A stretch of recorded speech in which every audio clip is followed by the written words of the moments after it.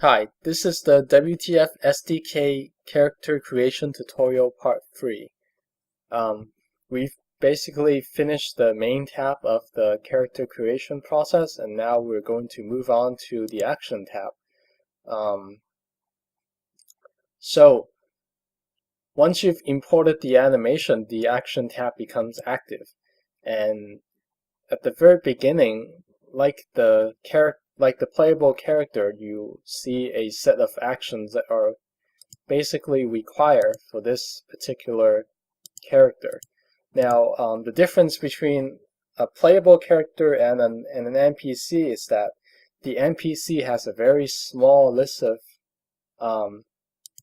actions that require animations, and also what happens is none of these actually requires that you create unique animations for them. In fact, a lot of times some of these involuntary actions might actually share the exact same animation. So the ones that we've actually created animations for would be idle, wound, and death.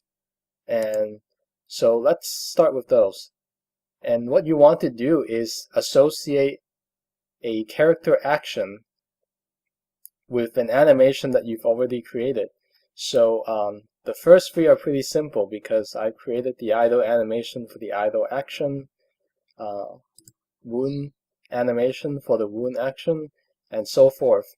And just sort of as for the record, the playable character has a one-to-one animation to actions ratio, which means that every single action that the player has requires a unique animation, which is why there is no action definition tab for the playable characters. But with all that's explained, let's actually go back and work on and finish some of these actions. So since these are the default actions, you probably don't want to mess with the types, except for maybe secondary type, which will probably be explained in a different tutorial. So for now, we'll probably just go in and select the appropriate animation for each of these actions. So the wound action would have the wound animation. And as you can see in the preview, these animations are already being handled properly in game. So the idle animation kind of loops. The wound is kind of this sort of single play action that just kind of snaps back into idle when it's done. Obviously same for death. I'm going to choose the death animation, and it's going to stay dead when it's done. So for the record, this barrel here is for you to test attack animations, which we don't have any, so it's just going to stay there while we're testing these other animations. So there are 4 more required actions that you need to take care of. And if you play WoW, these 4 names would actually be pretty familiar to you. Stun is an animation that the character repeats when he is stunned, basically. A stun is a character state where the NPC is completely unable to act. It can't move, it can't do anything, can't attack. It's just there to take damage, usually as a result of some player abilities. Fear,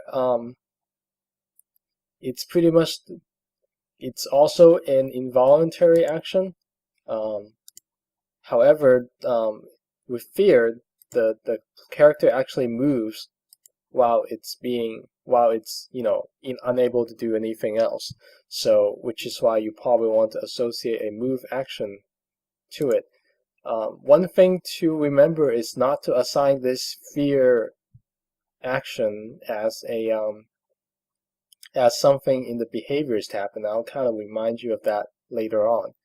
So because this particular action has special properties that are associated with the involuntary nature of this particular action, so you don't want to use it as something that's voluntary.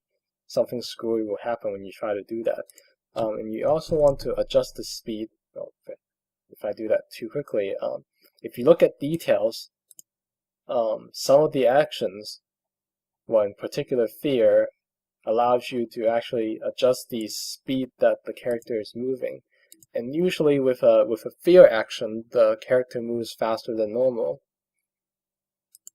So I'm just gonna do, so incapacitate is very similar to stun, pretty much identical actually, except that if a character is stunned, no damage would break the character out of stun. But if a character is simply incapacitated, any attack, any further damage to the character would break that character state immediately, so the character would just snap back to normal. And with banish, the player basically sends this character into a completely non-interactive state. With stun, fear, incapacitate, any character that's hostile to this particular character, including the player obviously, would be able to harm this character, but with banish, this character simply won't interact with the world anymore. It just becomes immune to everything. So these are all the required actions, but I actually need one more in order for this character to work. I actually want this character to walk around. So I am going to add an extra action by pressing the new action button over here, and I'm going to name it walk. And I will give the same walk animation as the one that's being used for fear. But really, I wanted to set this animation up so that my character can voluntarily walk. And as you can see, it's kind of loopy, if that's the correct term. And that's because I'm not setting the primary type of this action correctly. And what you want when you want the character to have a move animation is to set the primary type to move. Now, the character is kind of standing still also at this point because I haven't given it a speed yet. So let's say if I adjust the move speed to 12,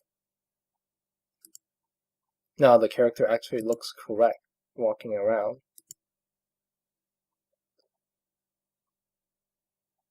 So as far as getting a basic character running, this is all we need. And I am going to actually end this particular tutorial short, and we will see you on the next tutorial when we go over the behavior tab and how to program AI into this character.